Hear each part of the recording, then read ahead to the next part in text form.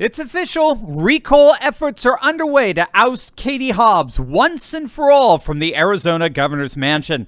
We're going to take a look at the launch of the recall campaign. We're going to see how it's all part of an unprecedented series of recalls to sweep the nation. And make sure to stick with me at the very end of this video when we'll find out how those recalls are awakening a grassroots giant ready to take our nation back. You are not going to want to miss this.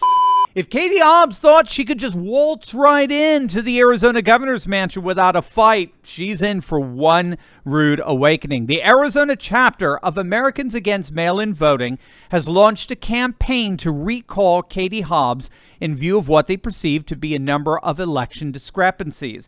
As Kari Lake's lawsuit goes to the Arizona Court of Appeals this week, a number of Arizonans are taking matters into their own hands and pushing back against what they believe to be blatant election disenfranchisement on the part of Maricopa County officials. In an official statement, the voting rights organization said, quote, Americans Against Mail-in Voting believes that righting the wrongs of the 2022 midterms in Arizona will pave the way toward election integrity across the country. Many disillusioned cities were told to look at Arizona as a pillar of mass mail-in ballot success while they look towards adopting a policy similar in their own states. This recall effort is a country-changing event, and I think that statement is more right than it recognizes. And that's because it's being widely recognized that recall efforts themselves are changing the nation like never before. For example, school board recall efforts have absolutely surged across the nation to completely unprecedented numbers. According to Ballotpedia, recall efforts last year were actually double the annual average. One of the more dramatic examples was when parents in the liberal bastion of San Francisco came out in droves in a recall effort to vote out 3 radical leftists on their unified school board, all of whom were defeated by upwards of 70% of the vote. But those school board recall efforts, they're really just the tip of the iceberg here. Take a look at this. These are the total amount of recall efforts across the board just last year alone. Recall efforts have been absolutely skyrocketing of late, and about half of them have been successful. Once again, one of the more shocking ones of late involved a Soros-funded San Francisco district attorney by the name of Chesa Boudin, who was so far left that even San Francisco voters revolted and successfully recalled him. Boudin implemented what he called restorative justice for the city, which sought to end mass incarceration by finding alternatives to locking up criminals. In other words, under his leadership, you had better just be prepared to get robbed, because whoever's robbing you is most likely just got out of jail for free and no longer fears any societal retribution. Well, San Francisco voters came together, they organized a recall petition and booted him out of office once and for all. But again, as you can see, it's just par for the course of a recent surge in recall efforts. Governor Gavin Newsom himself of California, gruesome Newsom, survived a recent recall effort, but it clearly damaged him politically, at least in terms of any national aspirations he may have. And this, I think, is so key to what's happening here in Arizona. There's an overwhelming sense among a growing number of voters that our election system is just simply broken. It's untrustworthy. Radically localized recall efforts are therefore being seen as an effective corrective to this. Now, of course, recall efforts are still subject to the very election processes that are considered so dubious. And so something akin to Steve Bannon's precinct strategy is absolutely essential to this, where grassroots patriots volunteer as poll workers by the thousands to oversee the integrity of the elections. We've talked about the single best proven strategy out there for combating Democrat and Rhino election shenanigans, what's called the SoCal Ballot Harvesting Initiative.